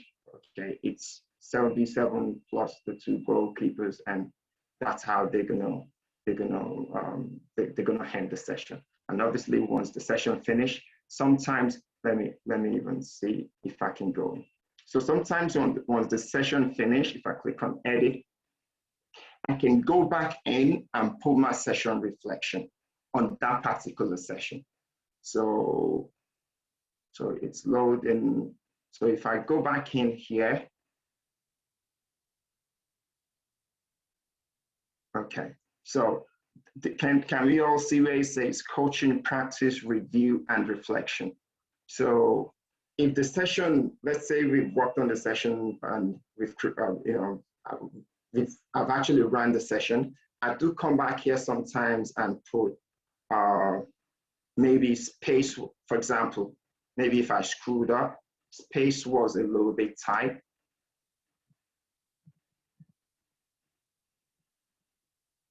So I need to increase the space if I run the session again, if I run this session again. So I can put some all the details, like maybe the session was really difficult for the players, or actually the session was great, we need to run it again, or actually we need to run this session maybe one more time for the players to get, you know, to get to bring out more of the learning outcomes and to hit all the objectives that were highlighted before. So once I finish the reflection part, I can hit save. Once I click on save again, it's already there. So it's back on. Then I can, whenever in the future I want to like go back to the same session, I can just go back and look at it and make sure like, okay, I shouldn't screw up on the space this time around. I need to make sure I get the space bigger, especially if it's for the same group. Another thing that I was just going to show us is another way of creating the session as well. There's something called Session Builder. So with the Session Builder, it allows you to create sessions quickly. So let's say I want to work on combination play. If I type combination play here,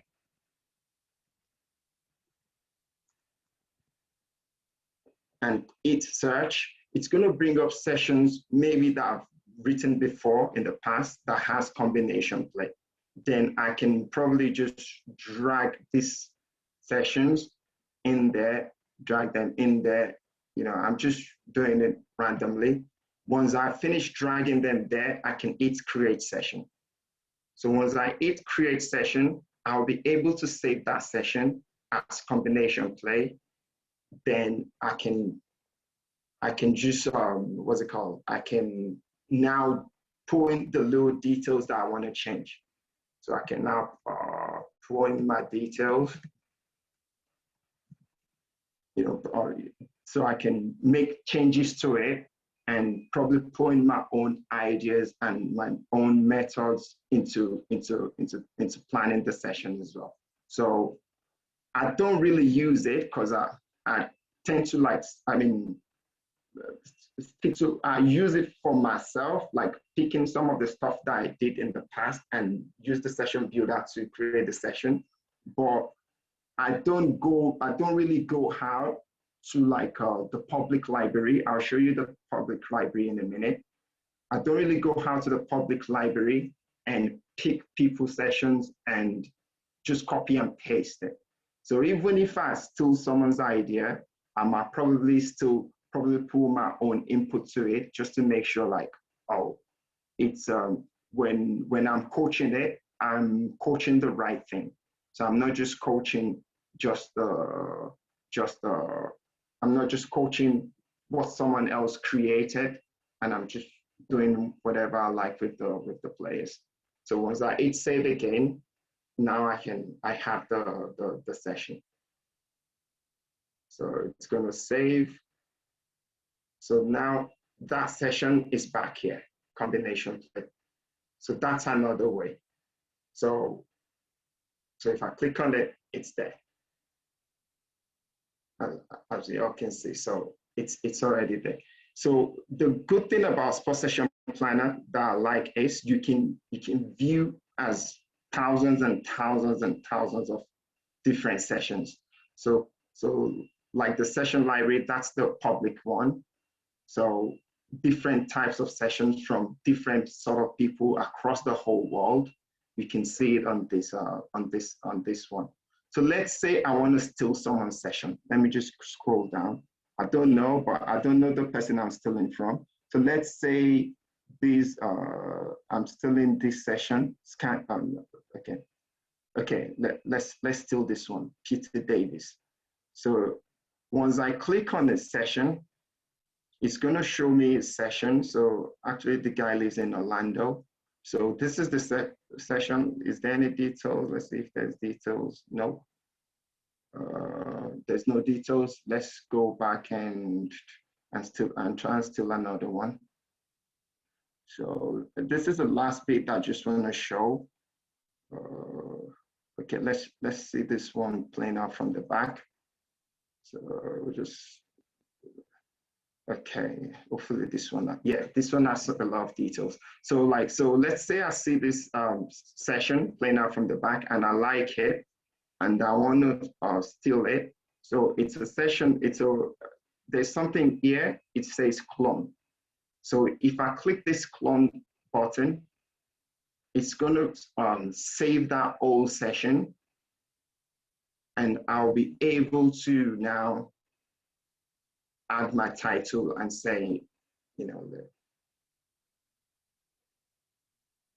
one sec. I'll be able to now add the title and say, play now from the back. From the back. So maybe at the start, I'll probably put stolen because I stole it from one coach. Then later on, when I'm ready to like really look into it and work on it, then I can now look at what the coach actually really did that I don't like. What are the things that I did that I actually like that I want to steal from him? Then I can put my ideas to it and recreate the session a little bit, modify the session, and make it mine. So once I make it mine, when I'm coaching it, I know that, oh, this is my own session. So let's say I click back on it, play now from the back. Now, maybe I like the warm-up or like the main part of the session. So if I click on edit, I can go in. So it's going to take me back into the platform where I showed earlier. So if I click on edit, I'll be able to take out one or two things that I don't like. Maybe let's say I don't like the progression tree. So if I want to delete this, I can just hit delete. Click, drop down, delete. So that's already deleted. Delete, it should delete right away. So once I hit delete and delete the screen itself, then I'll probably be left with the first and the second part of the session.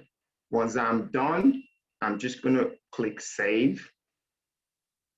Then it gives me the option to save it again. Then it's gonna save. Then it's gonna take me back to the platform. So basically, it's what I use to create some of my sessions, which probably I'll probably say, you know, some of us that we're in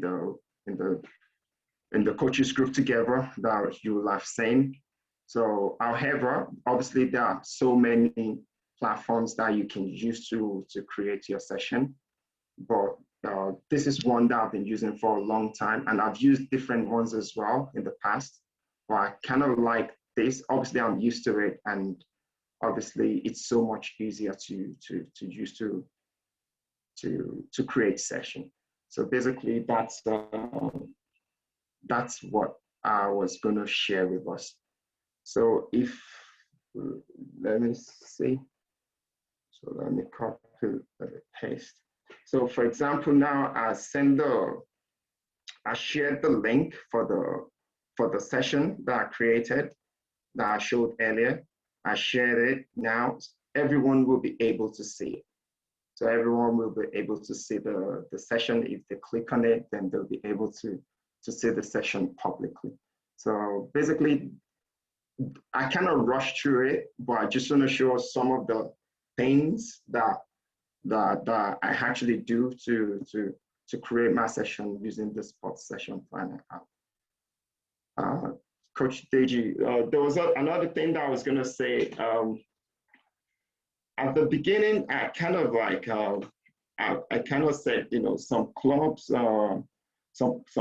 use the sports session planner. I'm not sure if I did mention the names of the clubs. I was just going to do a giveaway. If someone could tell me maybe one club or one organization that use the sports session planner, I want to give them a free 3-month trial of using the what's it called, the app. So I want to give them for free.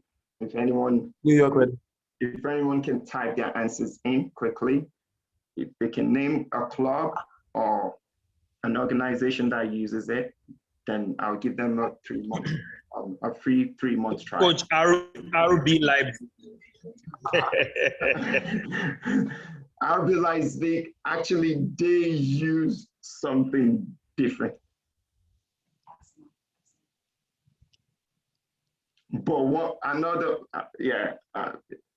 close, but Liverpool Football Academy, that's correct. New York Red Bulls, that's correct. Let's have 3 more. Arsenal, that's correct.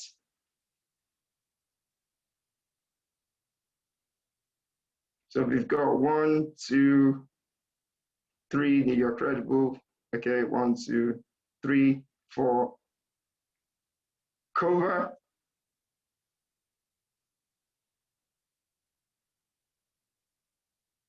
Orlando City, right? That's correct. Right. Okay, so for everyone that actually typed in the answers, even Coach Jamus or Coach Jami, even yourself as well, at least thanks for the attempt. Just send your emails, either send it to Coach Deji Oseni or send it to myself. If you can send it like in a direct message, then I'll add you onto the platform for 3 months for free. So that's the end of my presentation. Thank you very much once again. Thank you, Coach DJ. That was a great presentation. Very, very insightful. And I'm sure a lot of people will be looking to get onto Sports Planner to just have a look at how it feels to actually use it themselves.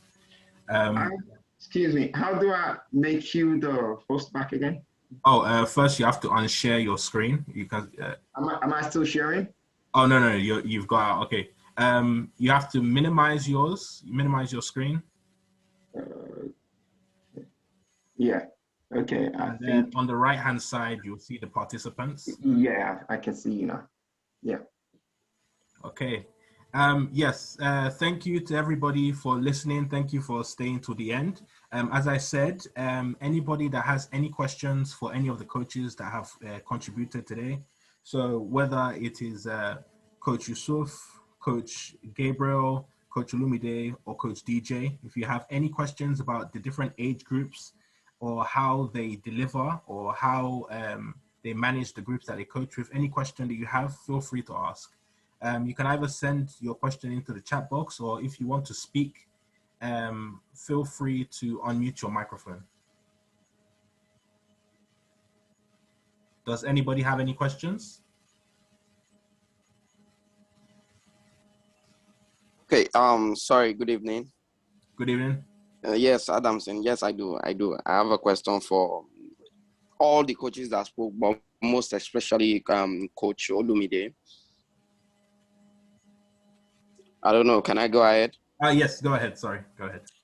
Okay, Coach Olumide, you made mention of the youth system in Nigeria, for example. You said most times you have players age 16 and 24 in the same age group. Now, physiologically, a 24-year-old is far more developed than a 16-year-old. Since you cannot group them by age, how then do you determine the technical abilities? Because physiologically now, a 24-year-old should be better than a 16-year-old. In that scenario, what do you do? Well, thanks for your question. First of all, I would say that over my years of experience in the grassroots in Nigeria has shown that it's not necessarily the case that a 24-year-old is better, than a 16-year-old. What I can say is that they're more streetwise and they're probably more physical in terms of, just muscle development. However, I've seen a lot of 16-year-olds that show more game intelligence than the 24-year-olds. In short, I think that the younger players now are more intelligent because coaches like you and me now are able to get to them earlier. And some of the players that were not able to find coaching, when they were younger are just learning it now. And so there is what you can do, or what I do is the best you can do is to group them. If you find that there are 16-year-olds that are very small, 16-year-olds are quite small on the grassroots. They look like 10-year-olds or 12-year-olds. Yeah, so you might have to group them by size as it is. Okay. But if you have the players that are really exceptional, you just have to put them in the group. Okay, great. All right. Thank you for answering that, Coach Olumide. Does anybody have any questions for any of our coaches that contributed? Sorry. Hello? Coach Bumi, is that you? Yes, this is Bumi. Yes, go ahead. All right. Mine is just a comment, trying to move away from these children. Sorry. It's just a comment. And first, I must say, I enjoyed the sessions. From all the coaches, I always try not to miss this kind of opportunity. And I want to encourage others. I mean, the experience these coaches have garnered for a very long time, tells on, the lectures they've delivered. If you are not as good as them, or you have one or two things you're finding out for the very first time, don't look down on yourself. There's always this thing that one has that someone else doesn't have. All you need to do is go all out there, improve yourself. For example, today, during those lectures, I found out new ways to do things, and which is very interesting. And for Coach Deji, is it Coach Deji now? The last lecture, thank you very much. The sports planner is something he introduced to me some time ago, and I really love it. But I wanted to get to a point where we can have, visuals. When I mean visuals, I can prepare my sessions and be able to allow my players to view it as a video, because I can put in so much work in preparing such session, and in the end, it's just, papers, no motion. So that app needs to improve, but somehow it's one of the best around right now. Okay, these are just some of the comments I want to make. Thank you very much, Deji, for this opportunity. Oh, you're welcome, Coach. Thank you for your contribution. Again. Oh, sorry, Mr. Deji. Just one question. I wrote it down, so I actually skipped it. Can I go ahead? Yes, go ahead.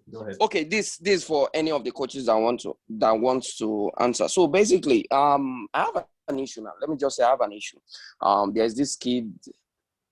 There's this mental block around the kid. Yeah, very, very good kid. But it is not responding to training. That is psychologically, I've not been able to get through to that kid. In that scenario, what do you do? Maybe family issue or school or something. How do you actually reinforce positively in that kid for that kid to respond to training?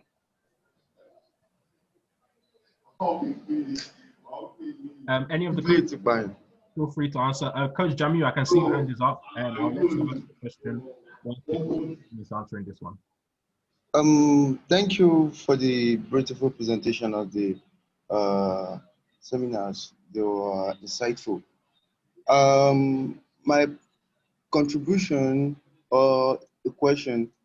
Coach Jamiu, let us answer. Okay, Coach Agada. Yes, let's answer his own first, and then we'll be able to answer your own second. All right, thank you. Thank you. Right. So can I answer his question? Yes, go ahead, Coach Olumide. Right. Now, first of all, I'll ask what is the age of the player? Coach Agada? Yes, Coach Agada, what's the age of the player? Okay, it's just an example. Let's say a 6-year-old, for example. 6-year-old. Yes, let's say 6-year-old.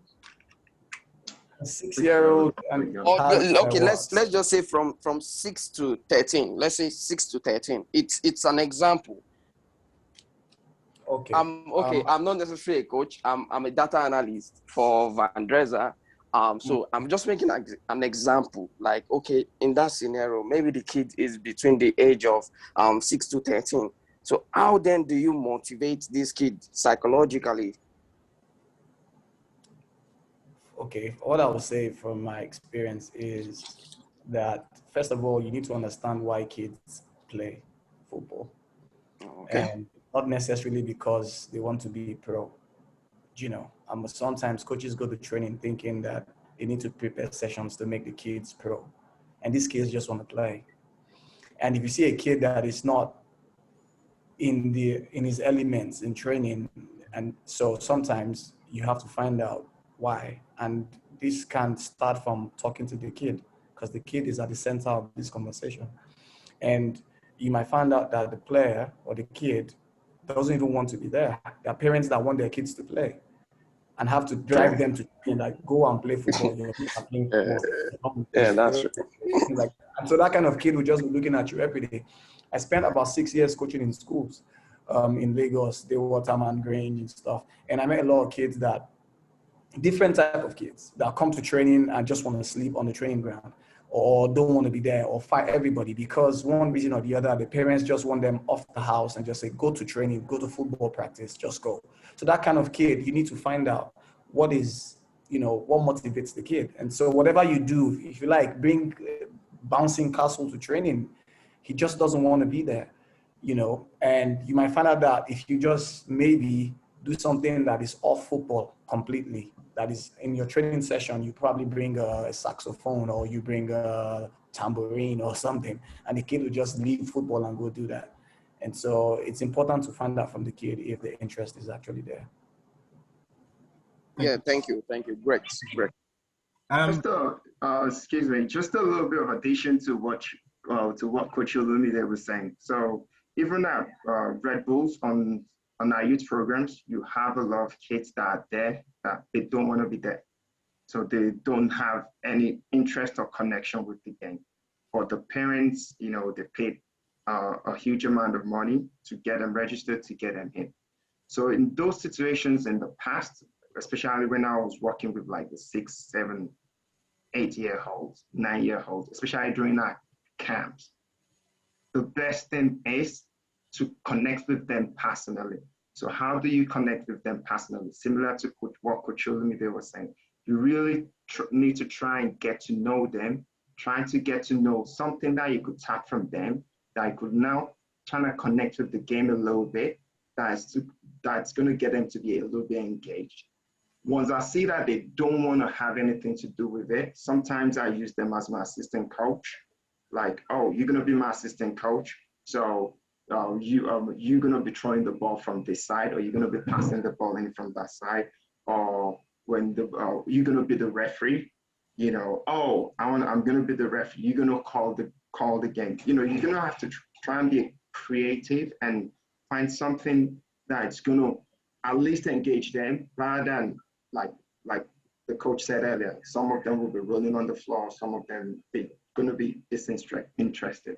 So you're just going to have to get them to know them on a personal level, know something that they like, and find them something that they can do as part of the session or as part of the game, where they will probably still participate and maybe not even necessarily playing, and they'll probably have a little bit of joy doing that rather than just wandering around the field. Thank you. Thank you, Coach DJ. Coach Udofia, I can see your hand is up, but we'll go to Coach Jamil first, since he put his hand up first, and then we'll go to Coach Udofia. So thank you, Coach Deji.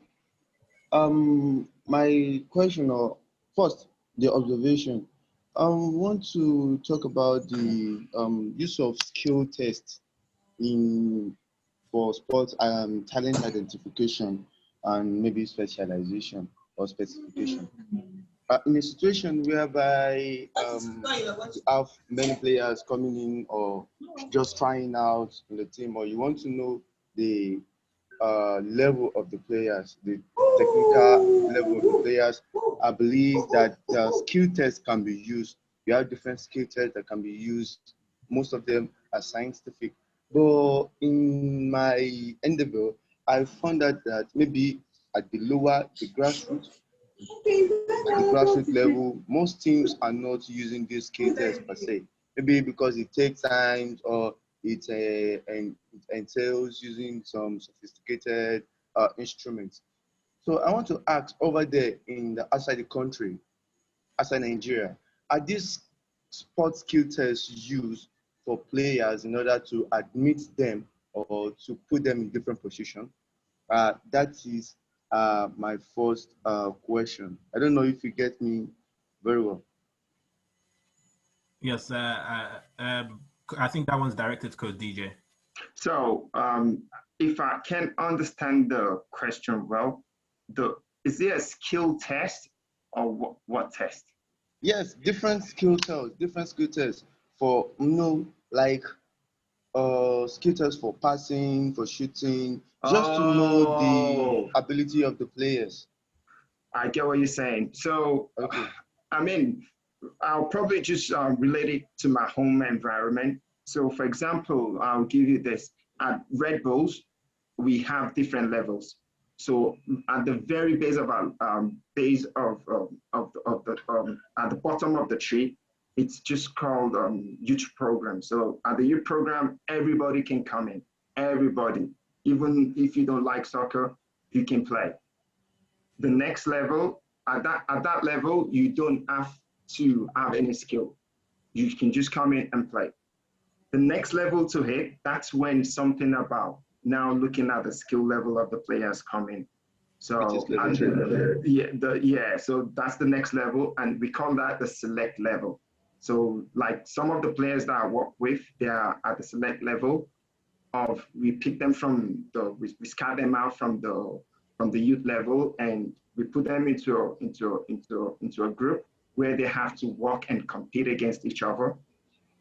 And that's where we check how good they are, how skillful they are, technically, tactically, physically, and even and how they relate with their teammates, socially, psychosocial, aspect of it. Then the next level, then that's when we look to put them through the pre-academy program. So at the pre-academy program, you must be really, really, really competent in all the the 4 elements of the game.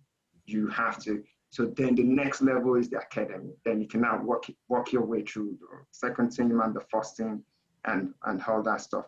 So yes, we do it. We have something we call day camps and like pre-academy camps. So that's like the program we actually use to check and to put them into tests and to select the better ones. So we do have something similar to like the question you're asking. I hope I'm able to give you a couple of points or ideas of how we actually look into that over here. Thank you for that wonderful response. I'm a student of, I'm a postgraduate student of University of Ibadan, human kinetics, and I'm working on my project is on sports skills, development of sports skills, and some exercises. So that's why I'm particular about football sports skill. So I want to ask, do they actually use those sports skills tests? Like maybe there is log soccer, passing tests, the Bansgo, other scientific tests. Do they use them in admission of player or in differentiation of players level over there? No, I mean at Red Bulls, no. So at Red Bulls, yes, we kind of look at some certain traits that we're looking for in a player. One is how physical they are, how fast they are, and also they also look at the mental part of it a lot, like how resilient the player is. How can they think fast? How and when they're going gets tough, how resilient they are. So like those are like some of the things that they kind of look out for, but they don't come out with a model and say all the players we want have to tick all these boxes. They don't. We don't. Sometimes even in some of our teams we have slow players because we know that sometimes we press, we win the ball back. Actually, we can attack. We need someone to get on the ball, keep the ball for 2, 3, 4, 5, 6, 7 seconds, then maybe we can build our attack again. So we don't really have something like from the book that we coaches have to look into and like, oh, it took this one, it didn't take that one. So we just have to look for something that is kind of like special in each player. All right, thank you very much for that. And please, for the second question, this one goes to Coach Mohammed of Juventus Academy. You made mention about isolated training and dynamic game-related training in the evening. But I want to ask, since the game, it has to be, the training that you are giving them, planning it, it has to be in the fashion of what the player are going to be facing in the game. Why is it that we are doing isolated training? Though there are some players in their trade, they develop more in isolated, when doing isolated training. But how are you going now to fashion that isolated training into the dynamic or game-related training if we focused on doing the isolated training at a particular days? Thank you very much, Coach Jamil, for your question.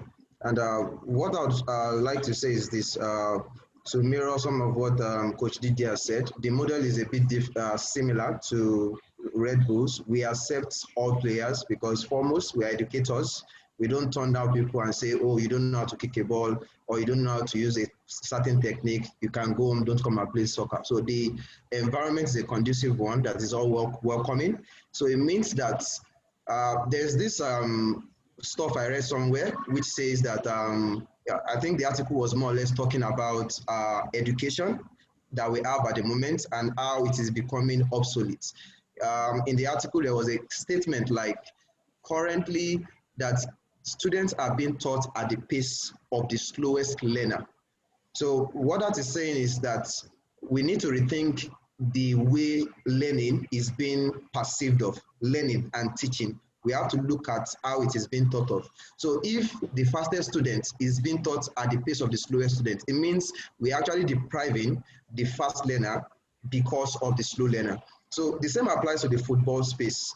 If we all decide that, oh, we want to do everything game-related, the fast learners would obviously benefit. And then the slow learners who don't know how to control, who don't know any of the specific technical or tactical component of the game would suffer.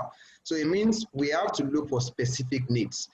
The ones who need the isolated environment where they can develop esteem, confidence in their abilities need to be put in that environment.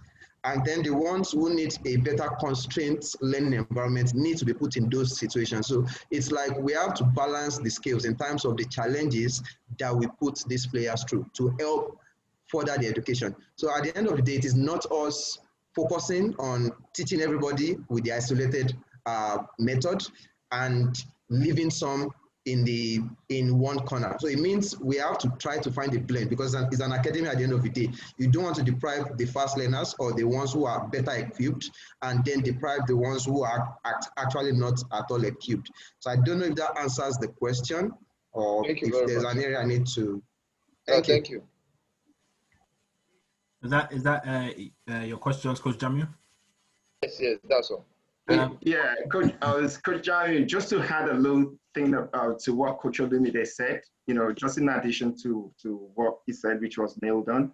At Red Bulls, we always use this word, slanted line.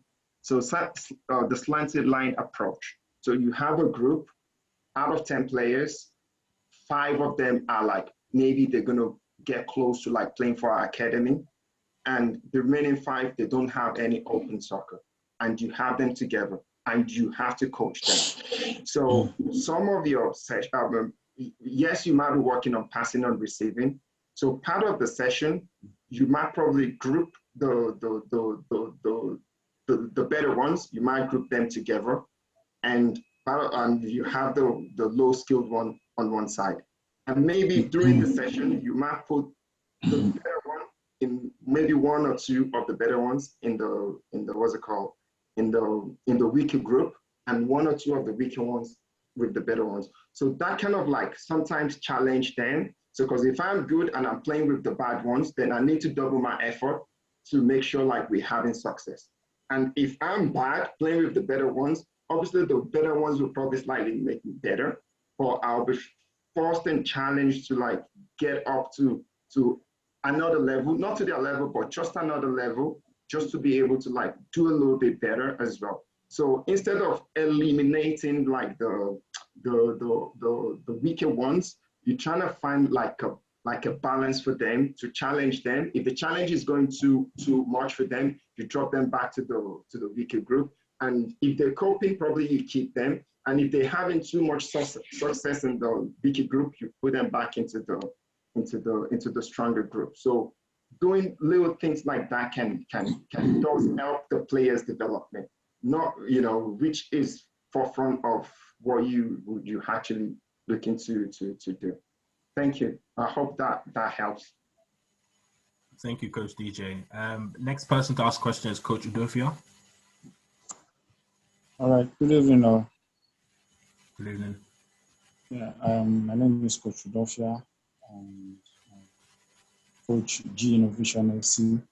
I want to say a big thank you to this platform, and truly I've learned a lot. My question, I think I have two questions, and the first one is, I worked with an academy in Festac, I think one of the strongest academy in Festac, Lagos, Flying Sports. And I worked with them for like 3 years. And for that 3 years, I was forced to memorize training sessions. Like if I come to the pitch to give out, our head coach would drop the training session for the week. And if I come to the pitch to give out the training sessions, as a particular, our assistant coach, a female, does not like me maybe bringing the session on printed papers or smartphones, so to dish out to the players. So she's this kind of a strict coach, and she wants you to say everything from your head. So do we print out our session plans, take it to the field, then start describing everything from start to finish to the players? That's question number one. Then question number two is, if you're coaching, let's say an academic team from like say 17 years to like 20, and how do we pass the session to them before, like tomorrow is Monday, how do we pass the session to them for the week without we using the whole day to explain the session to them in the field? Because here in Nigeria, let's say your training session is like 2 hours, and you don't have the whole day explaining, okay, this is what we're doing from this time to this time. Then maybe the players are not getting it right. They are not trying to give them the objective, the points that you need for them to train well and all that. So do we drop it in the platform like a WhatsApp group where you can contribute before that time, or do you just go to the pitch and tell them, okay, this is the program we're doing for the week, and if they are not doing it to the taste that you want, with the time going and all that? So how do we pass the session to our players before the day, so that the work will be easy, because not everybody can assimilate a program even while you're in the field of play? So those are my two questions. For that second question, can I get Coach Gabriel? Coach Gabriel, is this still with us?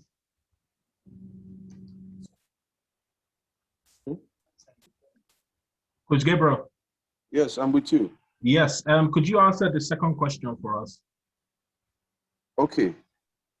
Talking about sharing the objectives, I think that we have to try as much as possible to be very concise in the information we give the players, so we do not overload the players with information. And the players have to know specific things or the global ideas first.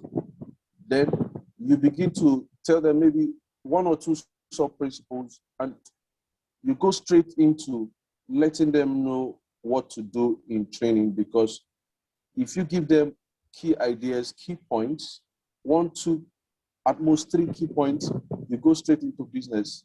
Coach them, let them know what exactly you want from them. And